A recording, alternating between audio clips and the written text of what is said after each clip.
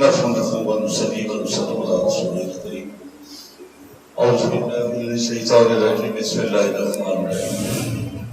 میں یہ سن بھی رہا تھا، دیکھ بھی رہا تھا، سادگی، کم بندے ہونا، زیادہ بندے ہونا، یہ ہماری ضرورت نہیں۔ اس وقت بندہ آ گیا اور جس مقصد کے لیے آیا اس میں بندوں کی تعداد نہیں گنی جاتی۔ میں اس پہ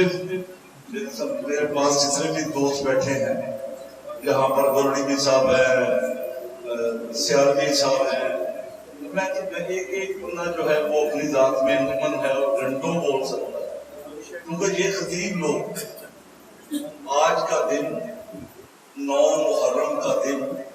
اور جس وقت پہ ہم بیٹھے ہیں یہ بڑے غم کا وقت۔ یقیناً کچھ لوگ اپنے معمول کے مطابق اپنی عبادت کر رہے ہیں، ہم اپنے معمول کے مطابق اپنی عبادت میں مصروف۔ اگر چند لمحے بھی ان کے غم میں بیٹھ لیا جائے، چند لمحے بھی ان کا ذکر کر دیا جائے، یہاں پر تو وہ لوگ بھی موجود ہیں کہ جو ہمیں 4 لاکھ روپے کی نعت بیچتے رہے اور آج وہ اپنے بچوں کی خوشیاں منا رہے ہیں، اور پھر اوپر سے یہ مسئلہ بیان کرتے ہیں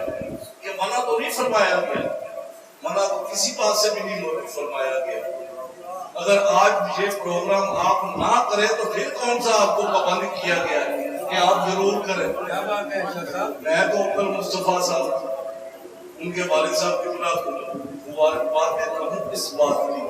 کہ انہوں نے آج کا دن ضائع نہیں کیا، آج کا دن کو بھی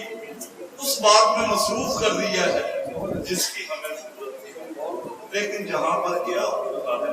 کیا نہیں ہو رہا، جہاں پر جو لوگ بیٹھے ہیں یہ بڑے باخبر لوگ ہیں، یہ جانتے ہیں کہ کیا ہو رہا ہے،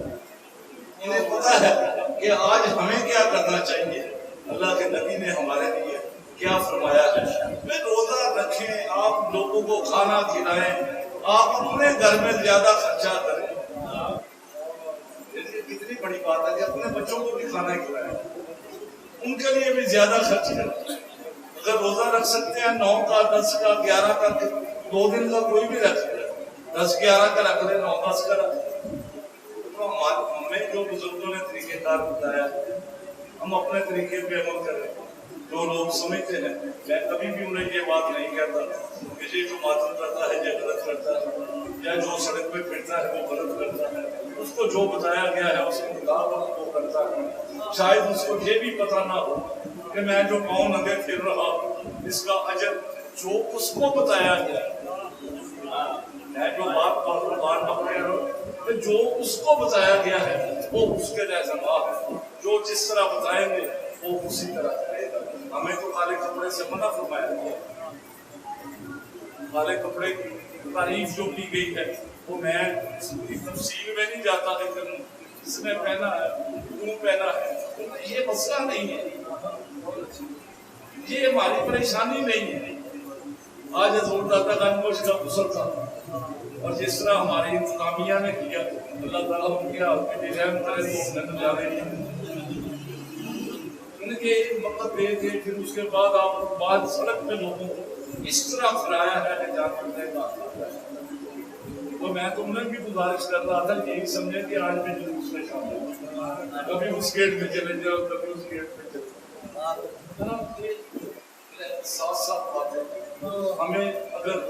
یہ بات بتائی جاتی ہے کہ ہمیں بھی امن سے رہنا چاہیے، ہمیں امن کی بات کرنی چاہیے، ہمیں رواداری کا ثبوت دینا چاہیے، تو رواداری سب کے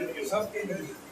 جب طرفہ رواداری کوئی مناسب بات نہ جائے۔ رواداری کا مطلب یہ ہے کہ اگر ہم آج رواداری کے نام پر سلجھنا کے ساتھ چلتے ہیں تو کل سیدنا فاروق اعظم کے قوم پر بھی یہی لوگ ہمارے ساتھ اس ایک بات چل رہی ہے،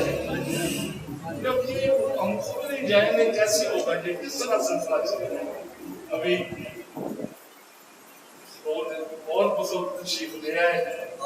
ابھی مصطفیٰ صاحب فرما رہے تھے کہ آ رہے ہیں جا رہے ہیں मतलब है आपको पता है तकरीबन रात को पता होता है कि क्या मजबूरियां हैं, कहीं किसी जगह पे जाना होता है, तो फिर इसके लिए अब शायद जी पता नहीं पहले भी तो 2-4 प्रोग्राम करके आए होंगे, मुफ्ती साहब है उन्होंने भी कोई ना कोई